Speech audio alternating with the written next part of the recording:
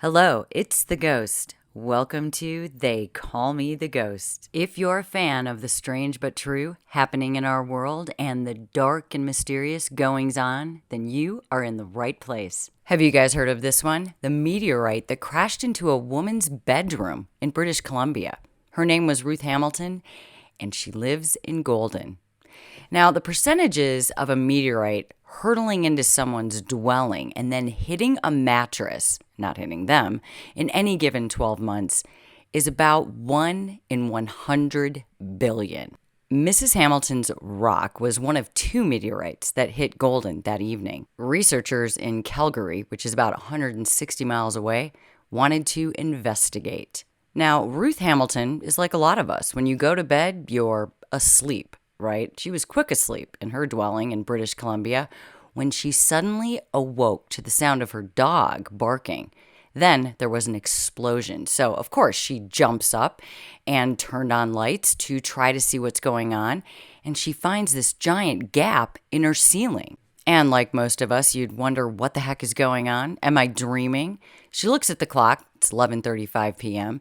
And she starts to logically try to sort it out, thinking that maybe a tree had fallen on her home. She doesn't find any timber, though, at all. She calls 911, and it's at that time that she starts to notice that there's a charcoal gray object now on her bed between her two pillows. She's saying, oh my gosh, there's a rock in my mattress. This would turn out to be a meteorite.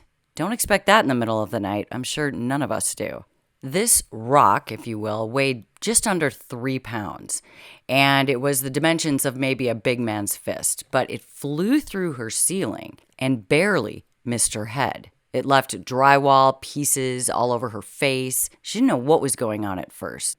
Well, this being what it is, of course, she's all shaken up. However, this story gets out on the internet, and now everyone's interested in what happened to her.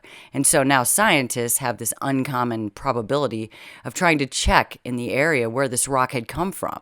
This rock that just flew through her room.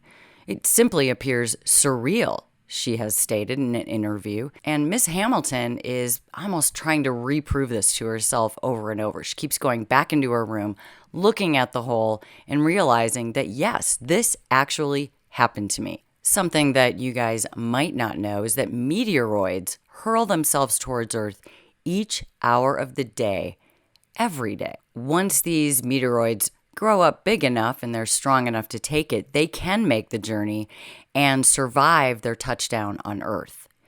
Individuals find them, they collect them, others find them in museums. Some are sold on eBay. And I don't know if you guys know this one, but Christie's actually held a record-shattering public sale of meteorites, and it took in more than $4 million. So I guess if you find one, keep it, because apparently there is money in meteorites. But let's get back to Miss Hamilton. On the evening the meteorite crashed through her bedroom, the same thing was happening just under 500 miles away in Vancouver. Different Canadians had heard 2 loud booms, and they've even seen a fireball, they say, streaking through the sky. Some caught the phenomenon on video in response to College of Calgary researchers. And in the meantime, the police are now starting to go through Miss Hamilton's place, and they're trying to find other excuses or explanations that make more sense than something hitting her home from space. And they're thinking, well, maybe it's just stray rock that originated from a blast due to road work on the freeway. But the employees weren't even working on the roadway that evening. And really, they could go round and round, but one officer just says it like it is. You have a meteorite in your mattress. Miss Hamilton, she didn't sleep the remainder of that evening. That would be very adrenaline rush, surprising, and it would just make you think that something from outer space landed in your home. She says that after the event, she just sat in a chair, taking it all in, sipping tea, realizing how small she is and how small we all are in compared to the universe. Not something that happens to you every day, that's for sure. But the situation was finally confirmed when Peter Brown, a professor at the College of Western Ontario, confirmed that this rock was a meteorite from an asteroid. But again, this isn't as uncommon as you think. Meteorites have landed in folks' houses and yards. earlier than even 1982 when it's been reported. A 6-pounder crashed into a house in Connecticut, tore by means of its second and first floor ceilings, cannoned into the lounge, and then went on to ricochet by means of a doorway into the dining room, where it finally settled. In 2020, an Indonesian coffin maker, of all people, was startled by a 4.4-pound meteorite that came to him through his roof. And just think about this. They're not trying to avoid anyone. They're just hurling through space. Like I said before, the percentage of a meteorite flying through the ceiling at your house, hitting a mattress in any given 12 months, 1 in 100 billion, as I said before. Scientists, of course, were very excited to get their hands on this rock, even though meteorites are really an uncommon way for scientists to learn about the asteroid belt, but they can use what they get, their supplies, as a substitute from having to look at them from so far away.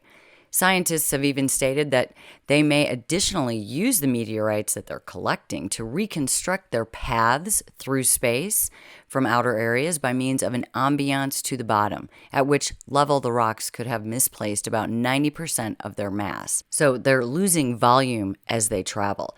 When a meteorite is flying through the air, they can heat up to about 2,000 degrees Celsius, or more than 3,600 Fahrenheit, if you're into that. While traveling at 50 times the speed of sound, they may be cool to the touch by the time they reach us, but they've definitely been through something on their journey. After these researchers are finished studying this particular meteorite, Miss Hamilton says she plans on keeping it since it landed on her property. So now it's hers and she's proud of it. She also keeps it as a reminder of how lucky she is given the odds. Asked if she had bought a lottery ticket in the next day after the event, and she says, "No, I've already won. I never got hurt," she said. "I've lived through the experience, and I wasn't even scratched. So all I have to do is take a shower, wash the drywall, and move on." The whole experience did affect her long term, though. She's been known to say that life is precious after this event. It could be gone at any moment, even when you think you are safe and secure in your bed. So we can all think of that when we go to sleep tonight. She hopes that she never has to take her life as it is for granted again. As for the damage to her home, Hamilton says that her insurance company will be doing a walkthrough, fix the roof holes. Evidently, this company has never had a claim filed quite like this before. Did you guys hear my story about alien insurance? Maybe we need to start to get meteor insurance if it hasn't begun already. As for Miss Hamilton, she's just going about her life. She has no plans of taking up astrology or anything like that. She just says the whole experience was enough for a lifetime. And that's the end of that. But now I can't help myself. I have to ask you guys out there, have any of you had a meteorite fly through your home and you were spared? If so, you have to let us know. I can't wait to hear what you guys have to say. Thank you for listening, and until next time, and I will talk to you all soon.